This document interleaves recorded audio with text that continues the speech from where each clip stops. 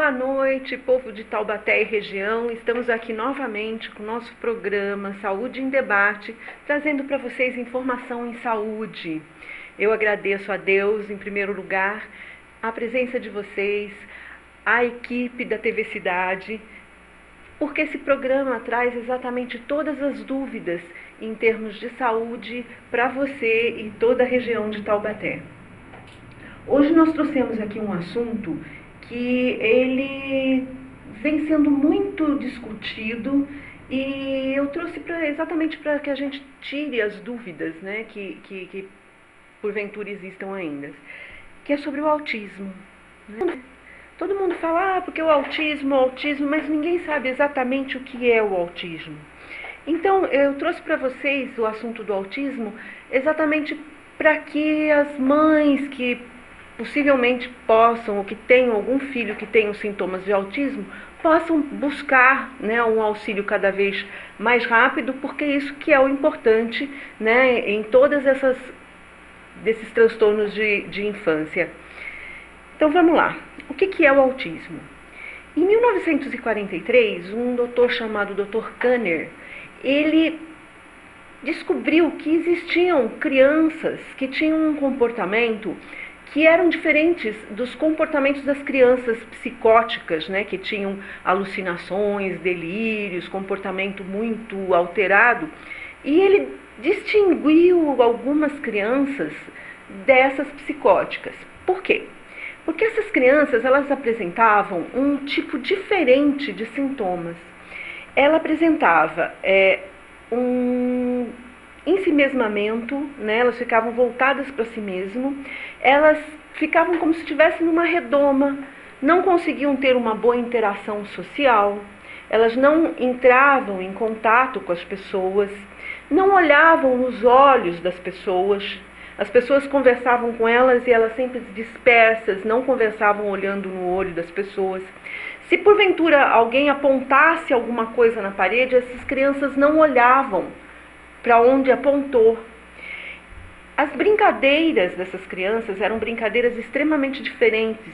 Então ele chamou essas crianças de autistas, exatamente porque elas ficavam fechadas no mundo delas. A partir daí, muitas outras coisas foram sendo estudadas a partir dessas crianças que ele mostrou que eram diferentes das outras patologias psiquiátricas infantis. Então, depois de um tempo e de muito estudo, foram se percebendo mais sintomas que essas crianças apresentavam. Primeiro, essas crianças tinham uma dificuldade muito grande de comunicação. Elas não conversavam. Então, chegava numa determinada idade, elas simplesmente não conversavam, não montavam frases, eventualmente falavam pequenas palavras ou poucas palavras, não conseguiam formar uma frase para mostrar o que desejavam, às vezes nem para se alimentar, elas não conseguiam ir se alimentar sozinhas, elas não conseguiam ter nenhum tipo de atitude com relação ao próprio cuidado, se não estivesse a mãe estimulando para que fosse feito.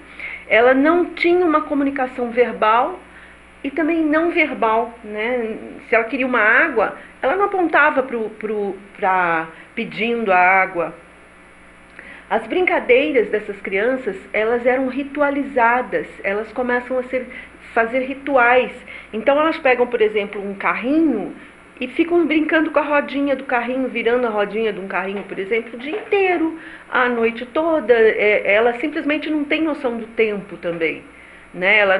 Para ela não existe uma rotina em termos de tempo. Por quê? Porque ela não faz interação social e, portanto, ela não consegue se orientar no tempo. De modo que os rituais, eles podem se estender, né, dependendo do ritual. Elas odeiam mudanças de ambientes. Se você muda o ambiente em que ela está, ela grita, ela chora, ela se joga no chão, ela não aceita que você tire ela não consegue ser contrariada. Por quê? Porque ela não tem uma resposta verbal. Ela acaba respondendo com agressividade às vezes, e às vezes com autoagressividade. Então essas crianças, normalmente elas são agitadas, Porque em não se comunicando, qualquer coisa que aconteça com elas, que elas se sintam mal, elas ficam agitadas, elas começam a fazer, se jogam, a forma que elas têm de se comunicar é essa, né? E, enfim, a ritualização invade às vezes até a questão alimentar. Por quê? Porque elas não gostam de se alimentar como todos nós nos alimentamos.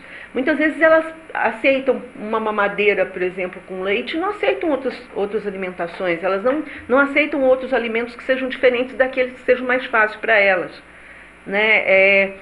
E com isso, essa criança ela vai tendo um desenvolvimento, e na medida que ela não tem a comunicação, ela vai perdendo, ela acaba perdendo o desenvolvimento e a aprendizagem que ela deveria ter, aquilo que é esperado para a idade, né? Para a idade que a gente considera normal para se adquirir algum tipo de habilidade.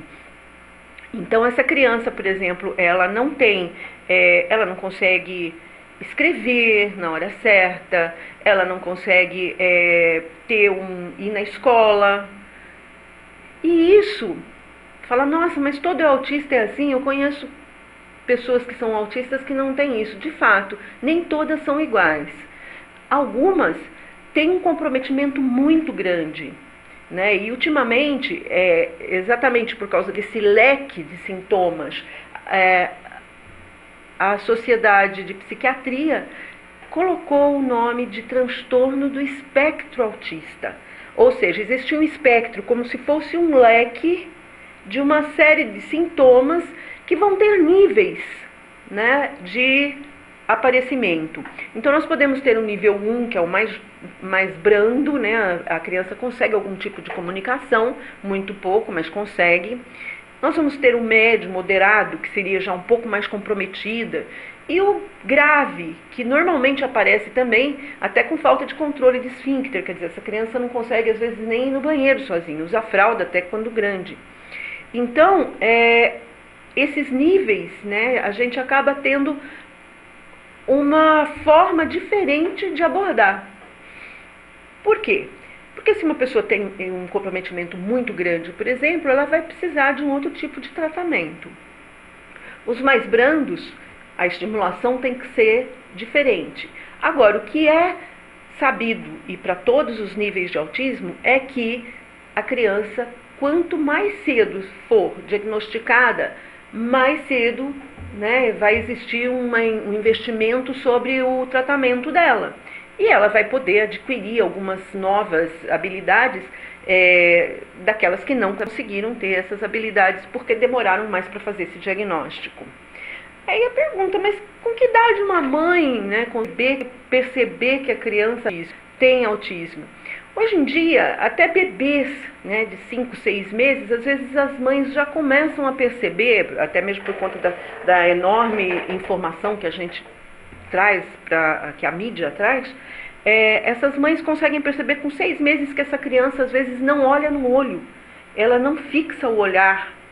E em não fixando o olhar, ela não faz o vínculo com a mãe que às vezes um outro irmãozinho fez, ou que ela vê numa criança de alguma outra, de um parente ou de um vizinho. De modo que ela percebe que essa criança tem alguma alteração e já vai ficando alerta para isso e acaba procurando então algum profissional para fazer esse diagnóstico. Muitas vezes esse diagnóstico é protelado até 1 ano e meio, 2 anos. Por quê? Porque a mãe não percebe. E essa criança, quando chega num determinado momento, ela não fala, ela não se expressa através de palavras. Ou se consegue se expressar, de uma maneira muito rudimentar. Então essa mãe às vezes fala, mas peraí, essa criança está com 1 ano e meio, não está falando ainda, né? Aí ela busca, né? Ela percebe e busca ajuda. Aí começa, né, a grande jornada da mãe com uma criança que tem autismo. Por quê? Porque ela vai levar no médico, do médico ela vai levar em outro lugar, até chegar no psiquiatra infantil que pode fazer o diagnóstico preciso da doença.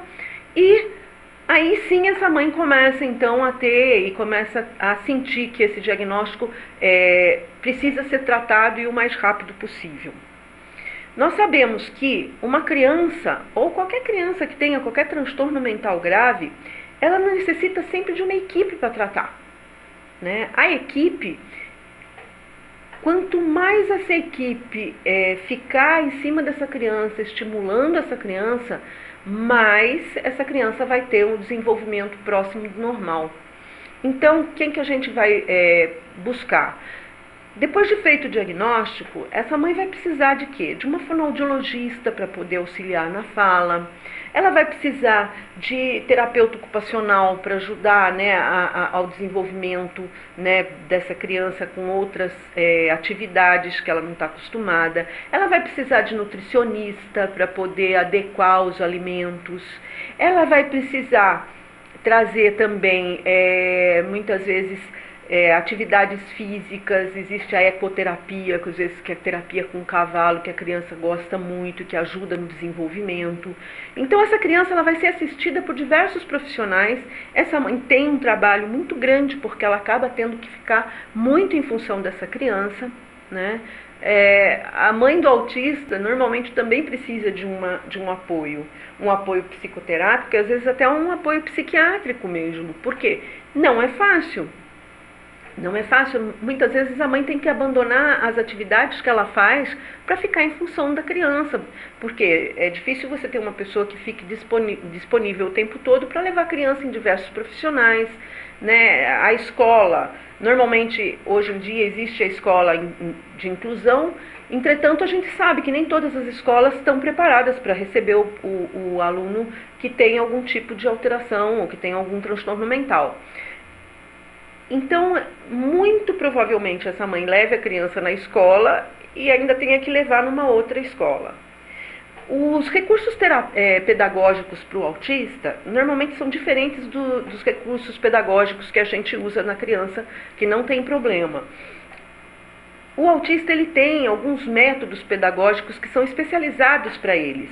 Por exemplo, tem o método TEACH, que é um método onde a professora fica sozinha, só a professora e o aluno, um por um, e ela vem por trás do aluno e faz movimentos como se fossem movimentos que ele mesmo estivesse fazendo, porque aí ele vai automatizando e ele consegue depois entender e fazer aquele movimento, então de comer, de escrever, e isso é muito bom, porque a criança se desenvolve muito com esse método. Entretanto, não é toda escola que tem, são escolas especializadas, são professores extremamente especializados, né? Não é qualquer professor que faz esse tipo de trabalho. Existem, às vezes, métodos pedagógicos com imagens, onde a criança consegue, porque a imagem ela entende de uma maneira mais fácil do que a palavra, ou até melhor, ela se comunica melhor através da imagem. Então, existem alguns auxílios pedagógicos onde existem pranchas com imagens e a criança aprende a se comunicar através daquelas imagens. É muito interessante, é muito legal, inclusive, a gente ver. E, fora isso, muitas vezes, e quase que na grande maioria das crianças autistas, a gente usa medicamentos, né? Os medicamentos são importantes para a criança. Aí, no caso, os pais de autismo normalmente não têm nenhum problema com relação ao medicamento, porque percebe, né, quando a criança começa a ser medicada, o remédio realmente abre muito, né, a comunicação dessa criança, às vezes libera muito a parte afetiva, porque essa criança fica muito dispersa, e às vezes o remédio libera muito isso, principalmente a fala, né, e a comunicação, a interação entre a mãe, entre a família e a criança. Isso é ótimo, né? Por quê? Porque hoje a gente tem já no estado, a gente já tem medicamentos que são fornecidos, né, para que a gente possa tratar a criança sem ter nenhum tipo de ônus maior para os pais, porque alguns desses medicamentos são remédios caros, né, não são remédios baratos, mas são muito eficientes. E principalmente a criança que apresenta algum tipo de alteração de comportamento muito grave, com agressividade, com autoagressividade, porque muitas vezes eles têm, né, a sensibilidade deles, eles não conseguem ter uma sensibilidade normal e às vezes se batendo eles conseguem algum tipo de sensibilidade. Isso é uma hipótese, né, que se faz a respeito dessa autoagressão. Os remédios também atuam de uma maneira muito legal e tiram, né, esses comportamentos que são muito disfuncionais aí no caso. A partir daí, essa criança, ela vai se desenvolver até onde? Até onde ela conseguir, né, o estímulo suficiente até atingir. Por quê? Porque não tem a ver muito com a inteligência. Só que a criança, às vezes, ela pode ser extremamente inteligente do ponto de vista genético, mas ela não consegue expressar a inteligência dela, porque ela não consegue se comunicar. Né? Então, aí sim, todos esses tratamentos em conjunto auxiliam a criança a ter um desenvolvimento mais próximo daquilo que seria a capacidade dela. Né? Ela consegue expressar, né, a inteligência dela. Uma outra coisa também que seria importante é a questão da causa, porque todo mundo fala, mas qual é a causa do autismo? Qual é a causa do autismo? Antigamente, né, diziam até que a mãe que era culpada. Olha que absurdo. Falava, olha, a mãe é uma mãe que ela é fria, então ela não consegue o contato com a criança. Gente, isso caiu, isso não existe mais. Tá? Hoje nós sabemos que o autismo ele tem um componente genético muito importante, né? Existe um componente nos genes da criança, ela já nasce com essa propensão. Normalmente essa propensão, às vezes ela pode ser, vamos dizer assim, existe uma interação entre diversos outros componentes, como intoxicação por chumbo, agrotóxicos hoje são levantados como hipóteses, né, na interação junto com a genética. Mas é sabido que geneticamente essa criança tem uma predisposição e uma predisposição familiar. Né? Não é incomum existir mais de uma pessoa autista na família, às vezes prima, às vezes mesmo que seja um pouquinho distante, sempre existe uma propensão familiar.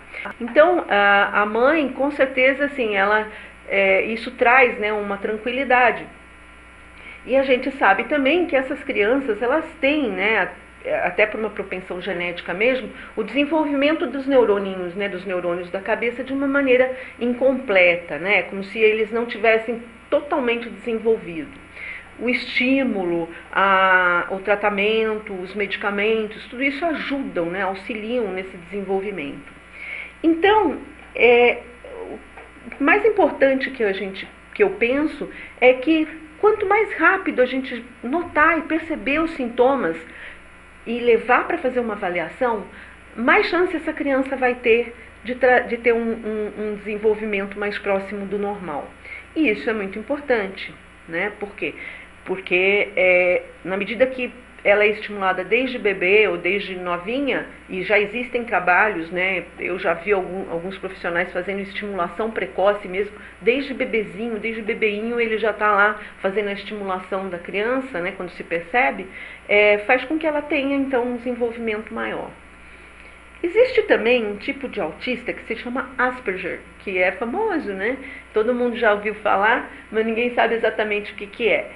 O Asperger, ele é um autista que ele não tem tanta dificuldade na comunicação. Ele consegue olhar, ele consegue falar, mas ele não consegue, a interação social dele é muito limitada.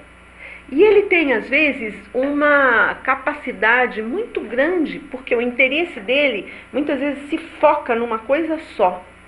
E naquilo ele fica. Ele fica focado, por exemplo, em fazer